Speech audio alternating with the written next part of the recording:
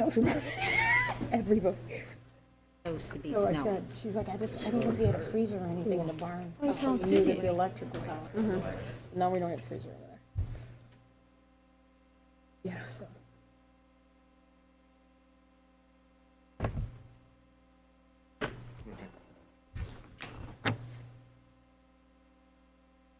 All right, 7 o'clock, it's December 6th. I'd like to call the Zoning Board of Appeals meeting to order. Let's start with the pledge. Pledge allegiance to the flag of the United States of America, to the republic for which it stands, one nation, under God, indivisible, with liberty and justice for all.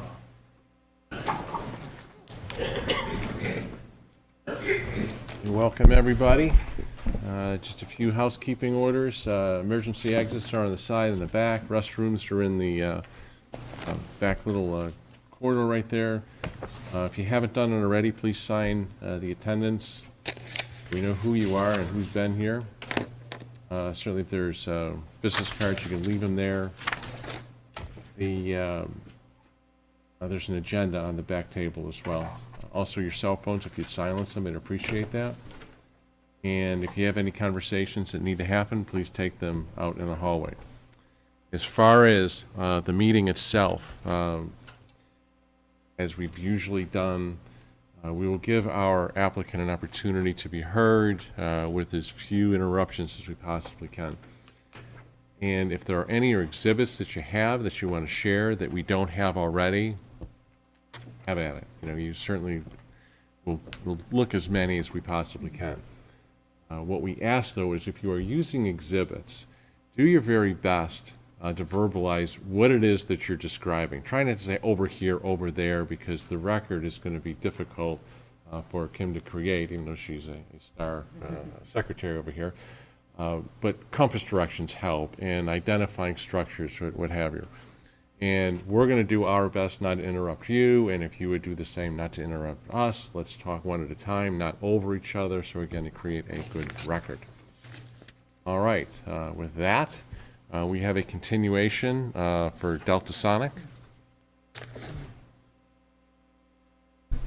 Good evening, James Baglioli. Hello, James.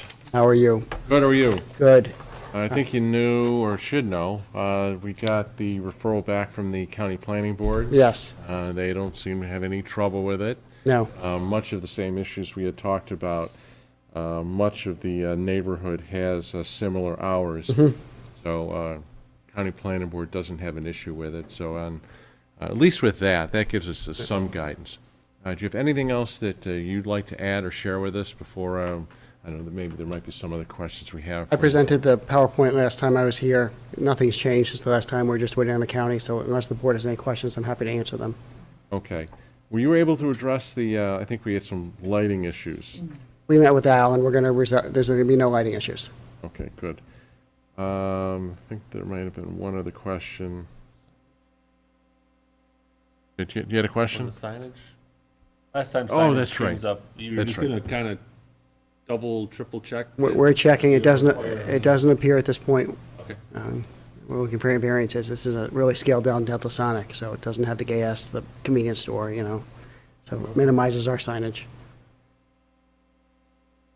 Other questions? Donna, Sarah? No, I would just like to say again, that I would be in support of the hours mirroring the other car wash across the street. And we'd agree to that. Okay. That's just my It's suggestion. a half an I'm hour. only one person. It's a half an hour difference on a Sunday. Right. We were proposing to open at 7:30, they open at 8. I think that's the difference. Right. So just to make sure we're on the same page, the only difference is going to be on Sunday. I think Royal Car Wash is 8 a.m. to 7 p.m. That's correct. And you're okay with that? Yes. The only question I have is Royal Car Wash limited to that? They can't go beyond those hours? Or, I mean, if we limit him here and Royal Car Wash says they're gonna go to 8:30. Understood. Yeah, my Al, only do they have a variance for that, or how did they arrive at those hours? That is a PDD, so it's prescribed by the town board.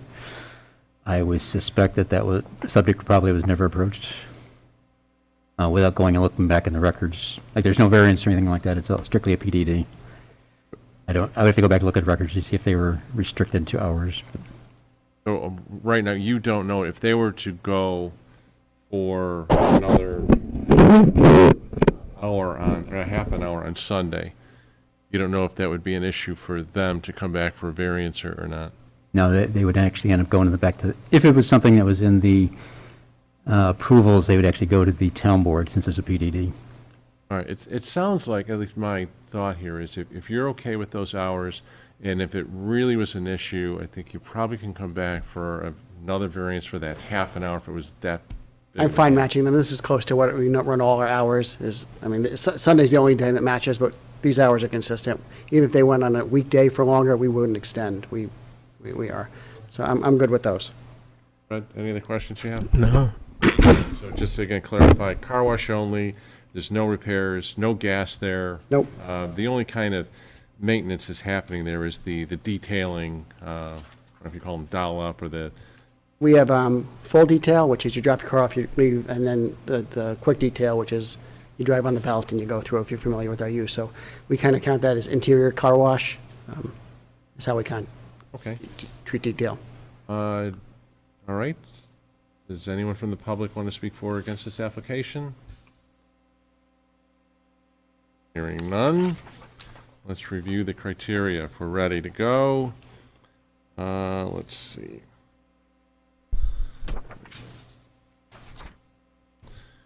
First, an undesirable change would not be produced in the character of the neighborhood or detriment to nearby properties created by granting of the area variance. As the applicant pointed out, as well as the county planning board, there are a number of businesses that have hours, Taco Bell, Wendy's, Quick Fill, Burger King, that are similar in nature to what the applicant is asking for. Also, that Royal Car Wash has similar hours, and the applicant is willing to mirror those same hours. So I think this board would be hard-pressed to make an argument that there would be a change in the character of the neighborhood. Would anyone like to add anything else to the first criteria? Second, the benefits sought by the applicant cannot be achieved by some method feasible for the applicant to pursue other than an area variance. Due to how I think the code is written, and it comes under a motor vehicle repair, and the applicant indicating that this is really only going to be a car wash, there's no gas, and only detailing beyond a car wash, it seems to fit similar to the Royal Car Wash. So it really can't be done other than obtaining an area variance. Would anyone like to add anything else to the second criteria? Third, the requested area variance is not substantial. Again, the hours, much as what we indicated in the first criteria, are similar in nature to the car wash that's in close proximity to Delta Sonic. Anyone want to add anything else to the third criteria? Fourth, the proposed variance will not have an adverse effect or impact on the physical and environmental conditions in the neighborhood or district.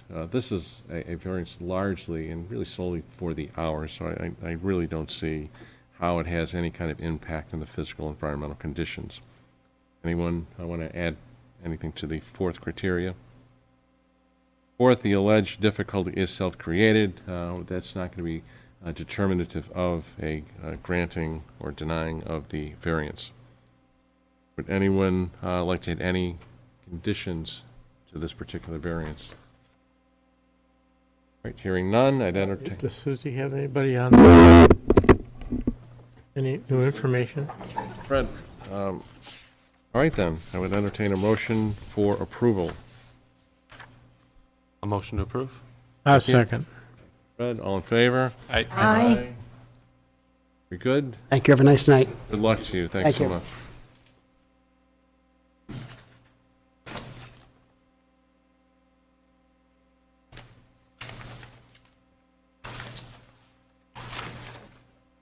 Bell Atlantic, Verizon.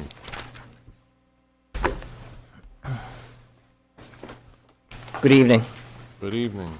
Robert Bergdorf for the law firm Nixon Peabody here tonight on behalf of Verizon Wireless. For the record, also with me tonight is Kathy Pomponio, the project manager with Verizon Wireless, Michael Crosby, Verizon Wireless's RF engineer, who's in charge of designing the site from an RF standpoint, and Colin Fazio, the site acquisition consultant who obtained the site. It's an application for municipal approvals for a relocation facility for what we call the Victor South Relo site. More specifically, it's for a 140-foot monopole. I'm sure you've seen what those look like for cellular facilities next to the Monroe County Water Authority water tank on Victor Holcomb Road. Previously, Verizon had its antennas on the water tank. Miquot had Verizon Wireless come off the tank for maintenance, and currently it's on a temporary pole next to it. And for a variety of reasons, as more particularly set forth in Exhibits G and H, Verizon Wireless is not going back on the water tank. Similarly, T-Mobile, my understanding is they've already submitted the letter. I've seen it. I think that it has been submitted to the town. Has indicated that they too, once we build a tower, will come over to the tower. They need to get off the tank as well. So we're proposing a 140-foot monopole. It's right next to the Miquot parcel, right near where the temporary pole is, if you're familiar with that. And that requires a special use permit and site plan approval from the planning board. And again, this is to provide coverage, the exact same coverage that it was providing from the water tank. So it's locked in based on the surrounding cells. We can talk about that more if the board's not familiar with how cellular works and how it needs to fit in and work off of the surrounding cells, but it needs to be basically in that, tight to that area. And this requires, from the planning board, special permit and site plan approval, but it also requires a setback variance from this board, the ZBA, because the code requires that there be a setback from property lines of the height of the tower plus 20 feet. The pole's 140, so 20, needs to be 160 feet from the property line. Here it's 55 feet from the water tank parcel property line. It's okay in all, in fact, it's got a lot of distance in other directions. And the purpose of that provision, and it makes sense, is in a typical situation, you've got two parties, you don't want to have the tower so close to somebody else, particularly residents, that close to the property line. Here you've got another utility use. And so it makes more sense to have it as close to the water tank as possible. In fact, it would make more sense to have it actually on the water tank, on the water authority's lot itself, if there were room to have it there. And the reason for that is what's known as consolidating disturbances. That's what the APA, the phrase that they use, whereas if you've got these kinds of uses, instead of spreading them out, get them as close together, because you're going to have a water tank, you're going to have a cell tower. Let's get them as close together so in the same view shed. So that's why we put it as close as we did, is to consolidate disturbances, in addition to the fact that the landlord, the farmer, wanted it over as far as we could get it as well, so it didn't interfere with his operation. So it's a little bit different than the usual situation as to why you have that setback variance. Now, we could, I mean, if we went back to the landlord and moved it further away, but it would, again, defeat the purpose of consolidating disturbances. So that's why we're in front of this board, is we really think it makes the most sense from a visual standpoint to get as close to the tank as possible. There's a lot more that we could go into that really is stuff I think it's really for the planning board. So, I mean, happy to, despite the fact the bills are starting not too long from now, I'm happy to spend as much time as you'd like talking about cellular technology. There's a game? Wait, there's a but game? I was going to say, I didn't realize there was a game. But that's the long and short of it. So when I stop there and see if the board has questions, I know that procedurally there's nothing we can do until we get referred to the county, so we'll have to come back in January. But now's a good time, if there are any questions, to let us know if there's additional information so that we can be prepared when we come back. Okay, great. Fred, do you have questions?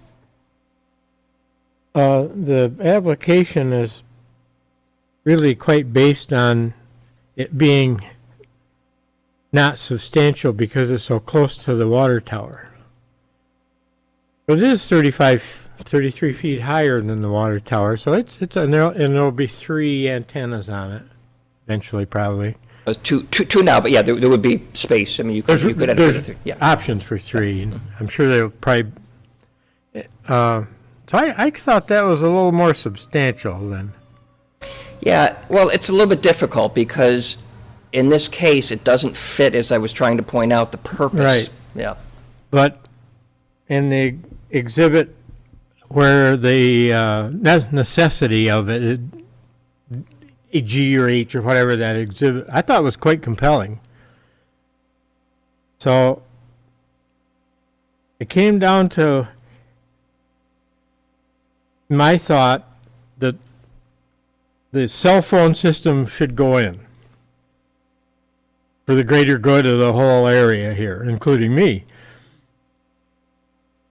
But why couldn't it be on a 300-foot lot instead of a 100-foot lot? It not need a variance. Well, it's not the size of the lot, it's the proximity to the artificial line of the water authority's parcel where that stops. And so it doesn't really matter how big our parcel Well, is. the other three sides though are out in open. Right, so we're pretty area. far away from There's everything nothing else. there. Right. So if we moved it over, there's two things. One is the landlord doesn't want that. They want it over close to the tank so it doesn't interfere with the farming operations, number one.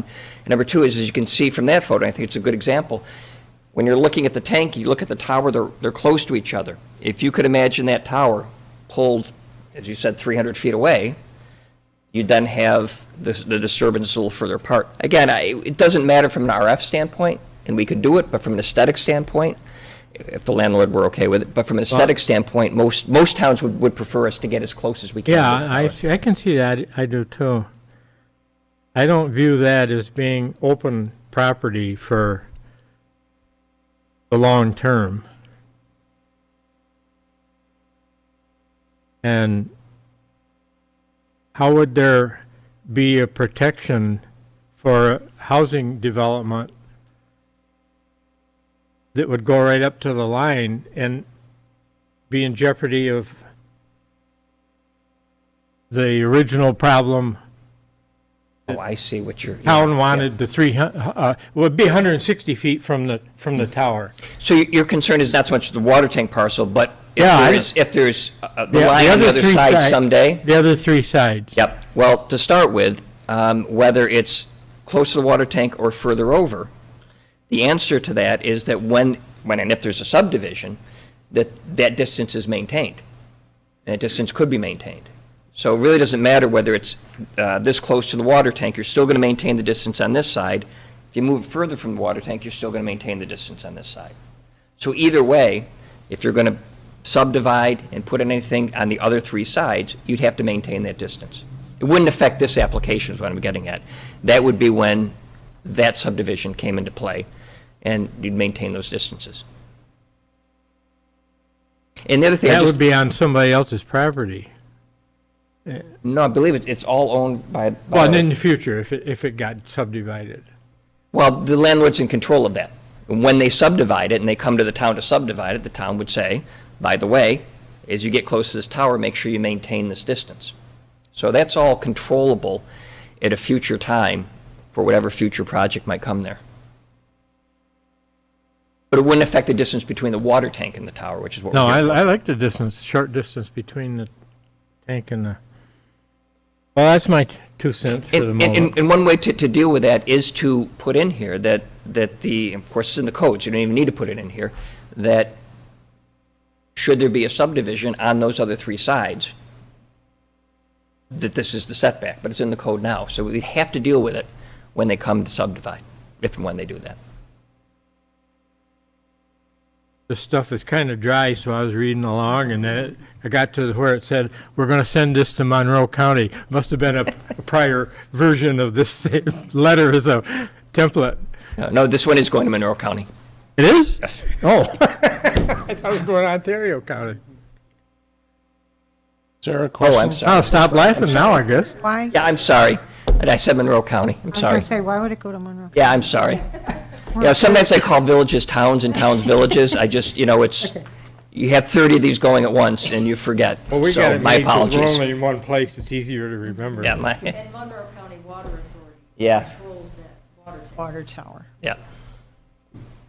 Sarah, questions? No, I don't have. Donna? None? Matt? Just real quick. So you're 35 feet taller than the water tower? Is that about right? 33 I got. Yeah. Why do you need the height? Why not 10 feet? To clear the tank in that direction, because before, when it's mounted on the tank, right, they can see around the tank. 35 is the minimum required to clear the tank and get the same coverage? In order for us to be able to accommodate, Yeah. my name's Mike We need to know who you Yeah, are. come on up. Here we go. I'll answer two questions here real quick. One additional note on your question is, I'm out. sir, Who are you? Mike Crosby, Verizon Thank you. Wireless. Just for the record, so we know who's Understood. talking. And- Understood. There we go. Go ahead. So the question on the location proximity to the water tank, I just wanted to add one thing to what Bob had mentioned, and that is that there is a difference in grade. The terrain does drop down as you go south and Yeah, but it's east of only the a location. footer, so. It makes a difference. So, it does cause the project to increase in size. And there are, other considerations we take into account trying to minimize that tower height that plays into this other question, which the answer is, in order for us to co-locate the three carriers that are intended here, that's the minimum height necessary in order to accommodate everybody. So we have so one of the problems we have with the existing water tank, well, the fact that we're not on it at this point, but when you locate on these water tanks, everybody gets all bunched up. That causes interference between the different carriers. So this is a much better purpose-built structure so that the wireless systems will work better for everybody. And in order to do that and avoid having that tank cause not only physical obstruction, but also reflections in the RF signal, we have to be above the top of that tank. And just enough so that what's called a near-field pattern doesn't get distorted and cause that site to You're work. saying it's, at one point you were actually physically on the tank, right? And so, so you're going higher, you're getting better performance. So you're not getting the same performance. You should be getting better performance than you were before when you were on the tank. From an RF From a perspective. coverage standpoint, it's going to be very similar, but to your point about the performance of the network, it should work much better because we're not going to have that interference from the other carriers because they're going to be properly separated the way they're intended to be. So the water tank, purpose-built structure for holding water, typically water tanks are strategically located on high ground. Throughout the years, we've used many, many water tanks, but as time has gone on, they've become problematic both from multiple use when they're purpose-built, one use only designed. So this is going to help the wireless network and the water authority to move forward in similar but separate paths that allow each to do their best work. Okay. Thanks. All right, we had a question that's been forwarded to me, and I think it's from a virtual observer. As far as the monopole, will it have any retention wires? No. No, that's the point of a monopole, is that it does not have any guy wires. Okay. Thank you for that. And now, correct me if I'm wrong, but it seems the intent of the code for the distance from the monopole is to safeguard the general public from ice and snow debris. That accurate? That's correct. So in my mind, as long as I've lived here and in the Northeast, in the winter months, the winter wind, snow, whatever, usually comes from the northwest or some combination of both. And in that particular location, in that house that's, I think it's is it a barn or what's the area where the distance is coming into play? I think there's some structure that's, I believe it's a structure that's probably housing the electronics. okay. The So- greenhouse. It seems as far as the general population isn't going to be affected by any ice and snow because all the prevailing winds is coming from the north and west, and anything, debris, whatnot, is going to probably go south to the east. So, and that's, looks like to me, is a farm area. So I don't see that the intent of the code isn't going to be satisfied. And for that, the general public safety. You know if there's been any kind of insurance or hold harmless agreements to any of the property owners who are affected? Well, again, it's really just essentially the one property owner who's also our landlord, and we have a lease with them, and we have, in that lease, there are all kinds of requirements, insurance requirements and so forth, but there's just one. Okay, all right. All right. With that, our next meeting is January 18th. Okay. Would anyone from the public like to speak for or against this application? Come on up. Okay, so Hold on, time out. I need to know who you are. my name is Jackie Dalton. Jackie, okay? So I guess my first question is to ask you all if any of you have studied 5G or even really realize what it is. All right, so at this point, by what is in front of us in the application, we're not done yet. We're going to hear from the county planning board and Okay. hear what they have to say. Okay. But there's also, and Al, correct me if I'm wrong, but there's some special rules and regulations that a zoning board has to comply with when cell towers are in play. Correct. Could you give us an overview of what we need to be aware of and what we need to look at when we're looking at cell towers? From a federal law standpoint, or? Right, that the zoning board just can't look at it like if this were a fence or a structure that's forward of a primary structure. There's some different considerations that a zoning board has to be aware of.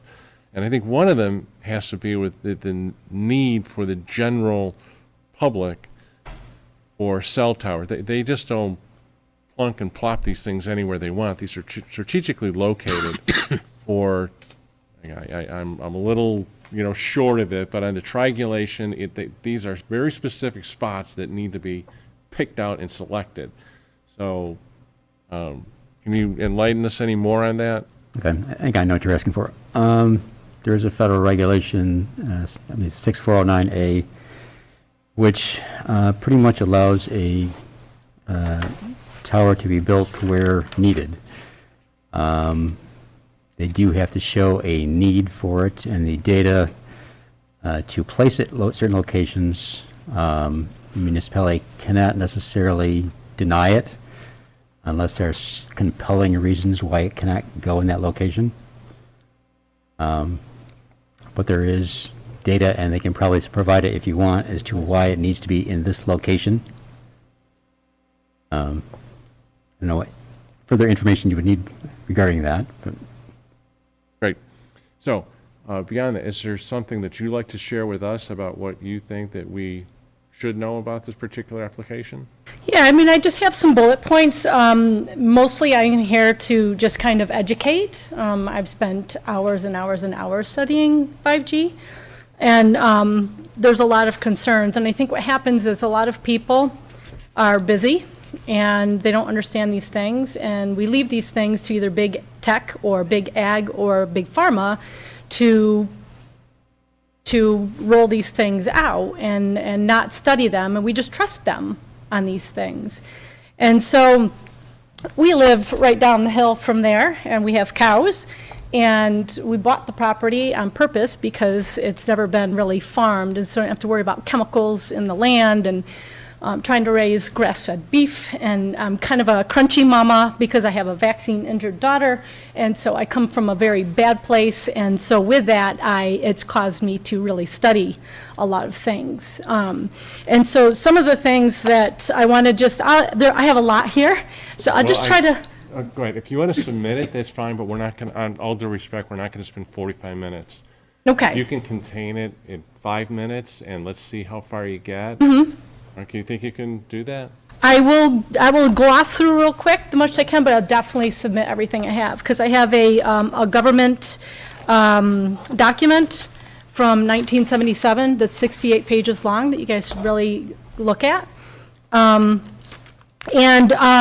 just want to bring up some bullet points. Like, for instance, out in California, the fire stations are actually exempt from having any 5G put on their buildings, and the reason why is because even with 2.4G, that of their firefighters, 6 of them had gotten sick from within a 5-year time span of having the tower on their building.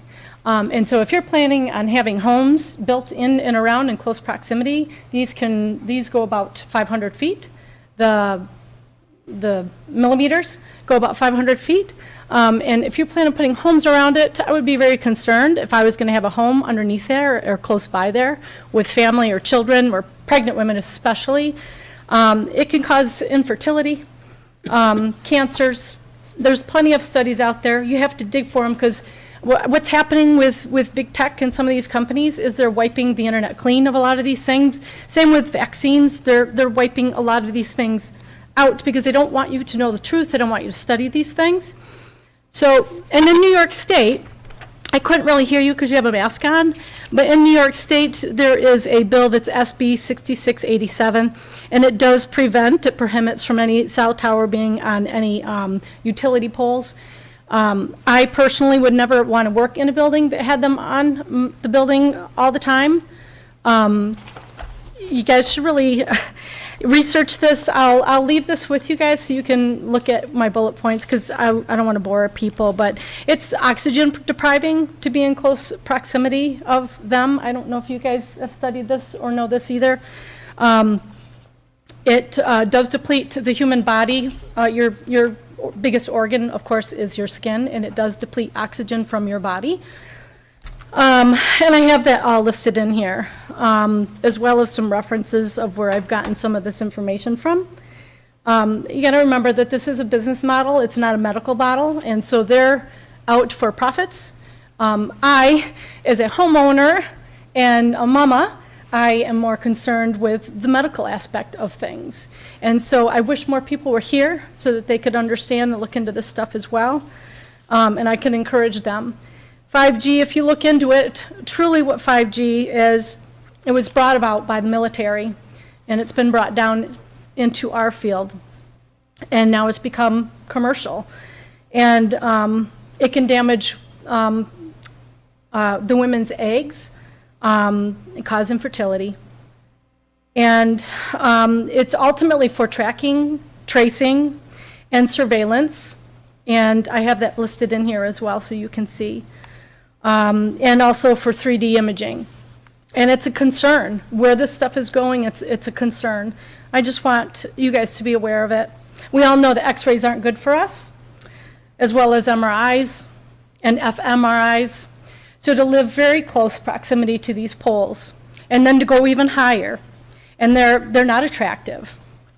And I think it's a beautiful area. That's why we bought the farm where we're at recently, is because we want to kind of preserve that image. We were, going to try to get into more of the organic growing of food, and try to promote that. And it would be nice to have that be kind of preserved a little bit in this area, besides just have it be, towers and chemical farming and mass production of which, by the way, that land actually, when it is being worked on, all of the chemicals from it drip right down into our property, which is bothersome to me as well. As a matter of fact, his drainage around his property goes right into our property, which I didn't know when we bought it. But that's concerning as well. So anyway, a lot of things in here. I want to be respectful, so I appreciate will. it, and we'll certainly take a look at, whatever you have, and it's the applicant is also has an opportunity to address these concerns, as well as if you have printed materials and you're able to leave them. I would like at least the applicant to have an opportunity to make a copy of it, to address it, for us to have a chance to take a look at it, so the next time we come back in January, everyone's going to have a fair opportunity to take a look at what you have for us. So it's fair to say you are opposed to this application. Yes, for a lot of different reasons. No, that's Not just understood. for looks, but mostly for the concern of health, of the people in the proximity of it. I just want people to be aware to not just do because it's already with something there, and it just let's just get more cell towers going up and let's just get better reception or something like that. There's a human aspect to it as well on these things. Understood, but also I think you heard from the prior application, for a variance, there's 5 criteria. And this board is charged with, it has a duty to take a look at the applicant's, if you will, reasons for why they need a variance and fit it into those criteria and balance it out. So I understand you don't like it, and I understand there are some issues that you have with it, but if, when the day is done, those concerns, whether it be from the public or our concerns, they need to fit into those criteria. And then we balance them and figure out, does it qualify for a variance to be granted or denied? Okay? Mike, Okay. may I ask her a question? It's really not appropriate. I think I would rather, let's take a look at what she has. Okay. And I invite you to come back. And at this point, I think the better question then is to ask the applicant, what about this, what about that? And Well, I was. address it to the applicant and not really to the person that has, if you will, an objection to the application. Okay. So let's hold that thought. And can you come back on the 18th? The 18th of January? Yes. Mm-hmm. Okay. So I think that's probably a better. So should I wait and hold on to this until then? If you could. Okay. Leave it so we can make copies, so we can see it and the applicant can see it, so everybody's on the same page about what those concerns that you have, so everybody has a fair chance to address your concerns. Because right now, we're kind of flying a little blind. You're giving us bullet points where we don't quite know what's in there. And it sounds like it's voluminous, and we really should have a chance to review it, and if you'll kick the tires with it. Yeah, I think everybody should have a chance to review things and understand things before, something gets dictated, and the people around it have to live with it. And then, oops, 5 years later, now you see a cluster of things going on for those people. Either, leave it tonight, or tomorrow, bring it in, leave it with Kim. So I can leave it now. Can I? Great. Can I? Sure, yep, absolutely. Great, thanks so much. All right, let's see, I don't have you don't know how many pages in here, do you? Yeah, 71 pages or okay. We're just making a bit of a record that you've submitted about 70 pages worth of materials for us to take a look at, and you want to take a look at it as well? Please send it on, but I'd like to just put a few things on the record in response. So, okay to email you, scan it and email it to you? Please, yep. Great, good, thanks, go ahead. Okay, a few things about the law, because that was raised, and there's really kind of two layers relevant to this situation. The first is New York state law, which has deemed, and I was involved in 1991, sadly that far long ago, but I was involved in the 1991 Payne v. Taylor case, which ultimately went up to our highest court, our Court of Appeals, became the Rosenberg case in '93, which held that cellular facilities like this are public utilities for purposes of zoning, and what that means is that your traditional standards don't apply. They have a relaxed standard. We still go through the standards like you pointed out, those 5, but in the end, there's a relaxed standard, and it's basically a need. If the service is needed, it's highly location specific, and if it's needed in that spot, same way water tanks have to be particular spots in order to provide the service that they provide, telephone lines, power lines, so forth. We're also a public utility the same way. More specific to the notion of health risks, or alleged health risks, federal law in 1996, the 1996 Telecom Act is where it started. There's plenty of case law since then. But what it required is that municipalities could not regulate, in any sense, these facilities on the basis of perceived health effects or transmissions, provided that the carrier is operating at the levels and frequencies prescribed by the FCC. That's the end of it. So all of this, and I appreciate the effort that was put into it, but it's factually untrue. And not only is it factually untrue, but it's all preempted by federal law. It cannot even be part of a consideration by this board or the planning board or any other board. I have now been to 2 hearings in the last year or so. This would now be a third, but I've been to 2 hearings where 5G has been raised. And the other 2 times, the allegation was that 5G causes COVID.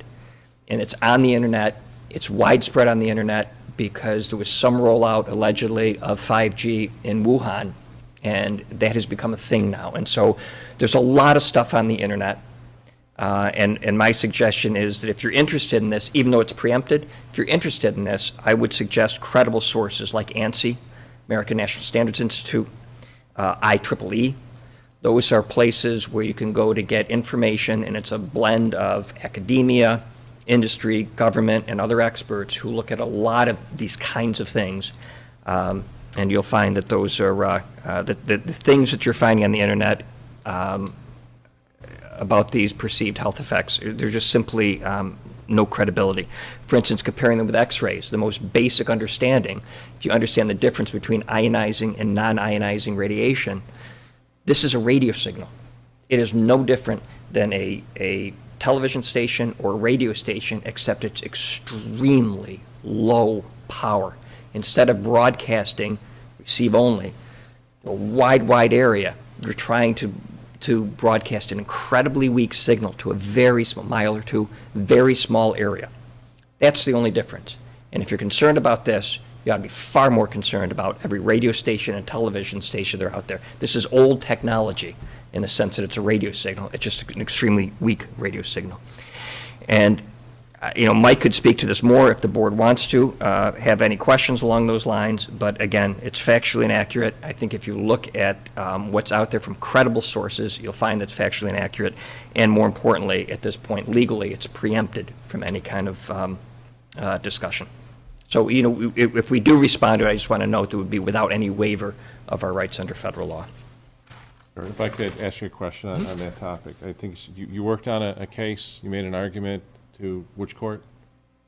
Payne v. Taylor. This isn't going to have to do with health concerns so much. It has to do with the basic notion or holding that cell towers are public utilities for purposes of zoning. And the case is Payne v. Taylor, but that actually got picked up and is a Rosenberg case. So you want to look at the Rosenberg case, and it's cited. The citation is even in exhibit, it's either B or C to our, you'll see it says legal standards. It's B or C to our application. It'll give you the citation. If the town attorney has any questions, happy to answer those and happy to provide him with more law. But that has to do with the public utility aspect of it. On the perceived health effects, that's a 1996 Federal Telecommunications Act. And in there, that's where it talks about the inability of a municipality to regulate on the basis of frequency or perceived health effects from transmissions. All right, and then once you get a chance to take a look at her materials, then respond accordingly as you see fit. Thank you. Anyone else have any questions for the applicant? Good? Okay. All set. Thanks so much. See you on the 18th. Thank you. Thanks for your time. Thank you so much for your time. Other topics. Al, did you have a chance to take a look at the multitude of the Goodwill signs? I did, and I compared it to the sign that was issued, or sign permit that was issued, and it is in compliance with the sign permit, They are in compliance. the sign permit. Okay. All right, then. Solves that question. I thought this Goodwill sign on the building was too big or something? Too many. I think there were 5 or 6 of them. I don't know, I lost count. Another topic, it was brought to my attention that my term for chair of this board expires at the end of the month. So I talked to Supervisor Marin, and he's fine with whatever the board decides, either leave it as is and keep moving forward, or to have a discussion. If somebody else wants to do it, then that's fine too. So seeing it's... I can take it if you can. Sure, all right. Sarah, your thoughts I'm on? with you being the chairperson. Okay. I'm good, Anna, yeah, I'm good. you're okay, we're all good. And same for the, it's I was thinking for vice chair then too. I, Someone wants to have vice chair, I'm more than willing to. I think we run smoothly just like we are. okay. Unless someone really needs a change, I'm All good right, with any it. other discussion on that? Otherwise, I will let Supervisor Marin know. Or Susan, could you, are you going to see Supervisor Marin tomorrow? Could you just let him know that we chatted about that and we're good with just leaving it as is? 45, I thought it was 8 o'clock, you and so now I much. moved it. It's Right.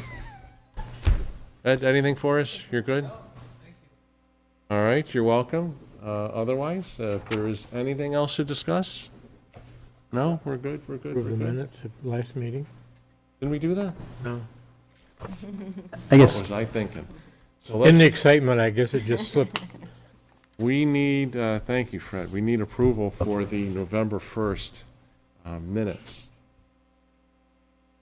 They're good minutes. I make a motion that we Thank adopt you. them. Second, I'll second them. thank you, all in favor? I- No opposed, good, approved. Al, you're good for us, or anything else we need to know? a thought occurred to me with the schedule that we have, October through March being the first meeting on the first Monday of the month. Right.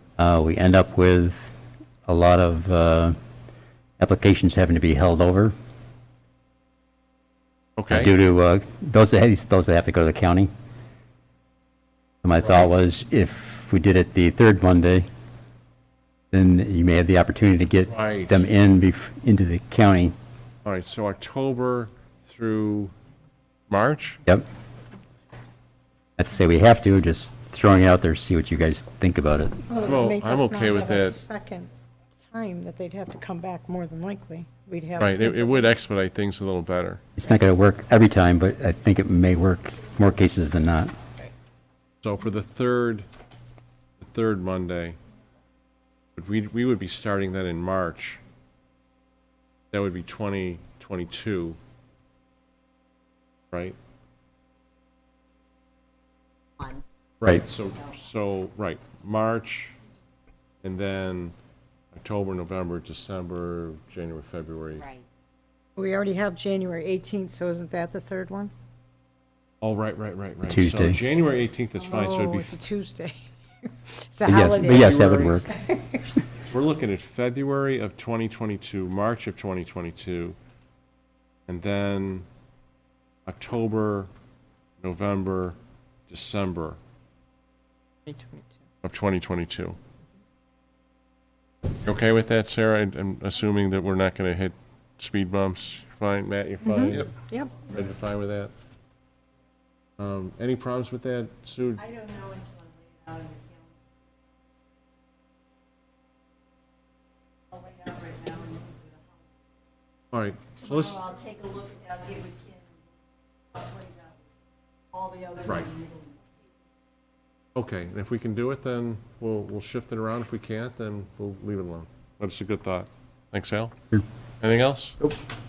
All right, anything else from anyone? All right, everyone have a good holiday. Stay safe. Well, I'm not done yet. Wow. I don't want you to forget. All right, a motion to adjourn, please. Mike? The date you wanted us to come back is January 16th or 19th? 18th. 18th? 18th. Tuesday. It's our next meeting. It's a Okay. Tuesday. Right, it's because of the holiday, so it gets pushed out a day Okay. instead of on a Monday. All right, same time, it should be on the website. And I think that'll be first. Usually what we do is an applicant that gets held over because of the county planning board putting their 2 cents in, they'll go to the top of the list, so it should be first thing. All right? Excellent, thank you. You're welcome. Think we're good? All right. A motion to adjourn? Anyone? I'll make that motion to adjourn. Thank you. A second? I want to go